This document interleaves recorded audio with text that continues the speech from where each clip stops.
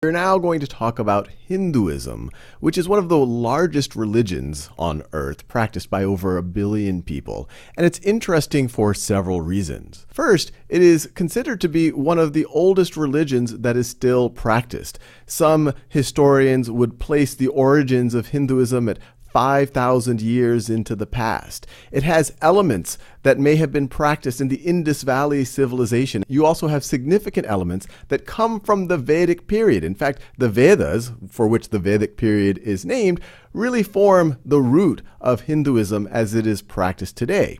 And it is believed that the Vedas come from an Indo-Aryan people that many historians believe came from Central Asia and were related to many of the people who colonized Europe. Now, the other thing that is fascinating about Hinduism, and I really just referred to some of it, it is a combination of many cultures that really merged over thousands of years, and they merged around the Indian subcontinent. As you will see, there are many traditions, many cultures, many different ways that one can and many different ways that people do practice Hinduism. But there are also core beliefs that we want to get to the heart of in this video, and we'll discuss more in future videos.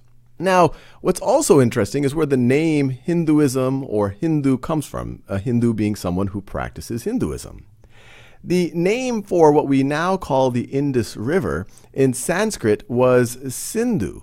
And Sindh is still a region in the Indian subcontinent. The version that the Persians said was Hindus, and this got converted to Indus in Latin.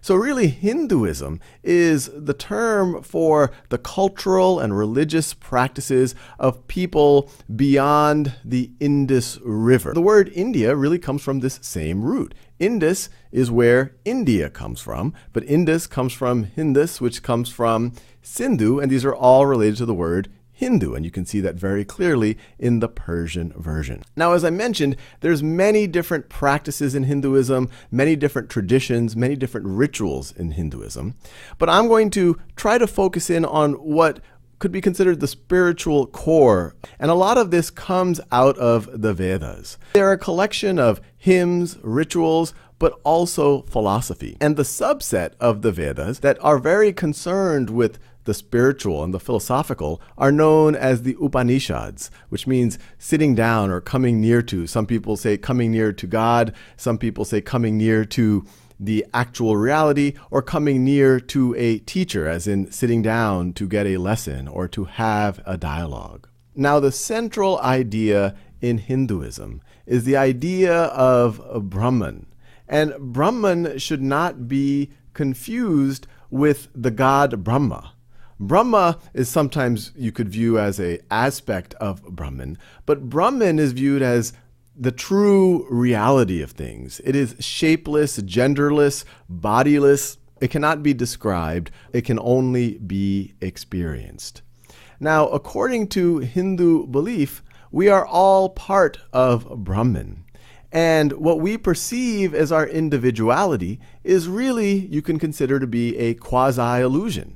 So this might be one individual right over here, and then we might have another individual right over here. And this separateness, the illusion of the reality that we see around us, this is referred to as Maya. And Maya is not just the illusion or the quasi-illusion created by our senses. It is even notions like our ego, our identity.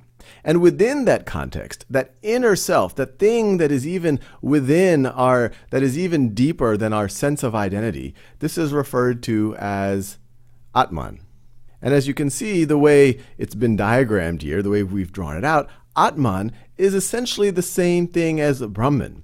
And oftentimes you will see it referred to as Atman-Brahman. They're really the same thing, but it's really it's an illusion that there is this separateness of our reality. Now, according to Hindu belief, in each life, you have this core part of yourself, which is Atman, which is part of Brahman.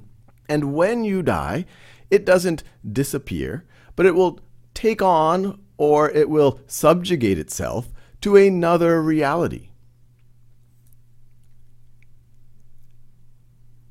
So after death, this individual or this perceived individual might take on another identity and another reality. They would perceive it as another life. And this notion of one life after another, one reality after another, is sometimes referred to as transmigration of the soul, sometimes referred to as reincarnation, or this notion of samsara, which is this endless cycle of birth and rebirth that really comes from this notion of same flowing, this thing, this pattern that goes on and on and on.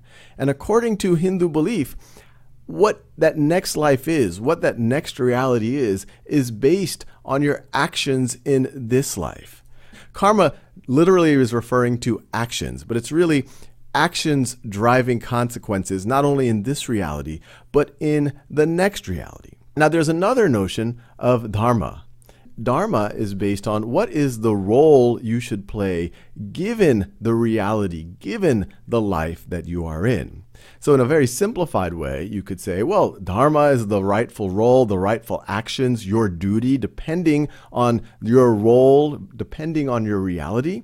Karma is how that action translates into consequences, which is going to drive what happens in this endless cycle. Now, a core idea of Hinduism is to try to escape from this cycle, to awaken to the true reality, awaken from this quasi-reality. And this is really one of the central ideas of the Upanishads, that eventually, if you can awaken, so let's say that this is an awakening, this entity, this Atman, this self right over here, this perceived individual has now awoken and can see through, pierces the veil of that Maya.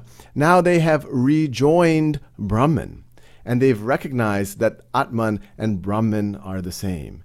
And this freeing from samsara, from this birth-death cycle, this is referred to as moksha. Now, to make this idea a little bit clearer, let's look at some quotes from the actual Upanishads.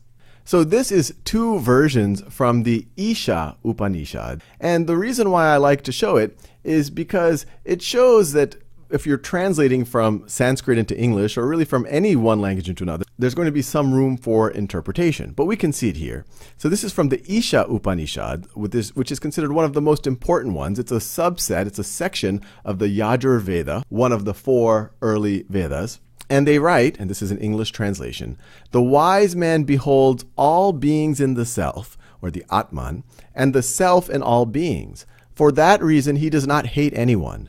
To the seer, all things have verily become the self. What delusion, what sorrow can there be for him who beholds that oneness?" This is another version of the same verses from the Isha Upanishad. "He who sees all beings in the self, and the self in all beings, he never turns away from it, the self. For he who perceives all beings as the self, how can there be delusion or grief when he sees this oneness everywhere?" So I might be getting into an argument with someone, but deep down, if I recognize that both myself and that individual, that we are part of this same Brahman, that he is me and I am it, or I am he, well then that anger seems a little bit misguided. Now, to get a little bit more context on this notion of oneness, here's another verse from the Chandogya Upanishad, which is also considered one of the significant Upanishads, and it's part of the Samaveda.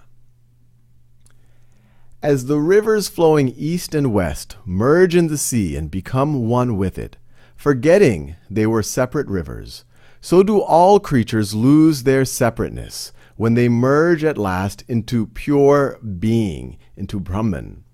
There is nothing that does not come from him." And the use of the word him is really an anthropomorphism of this notion that has really no gender or body or form. Of everything, he is the inmost self. He is the truth. He is the self supreme. You are that, Shvetaketu. You are that. And this last verse is referring, it's in this Chandogya Upanishad, it's a conversation between the teacher and his son. And the son is Shvetaketu. My apologies for pronunciation. So once he's saying that these rivers is an analogy for you and I, and we might see ourselves as different, but at some point we will flow and become one with the ocean. And he's pointing out to his son, you are not different from that. You, yourself, your Atman, it is Brahman. It is one and the same.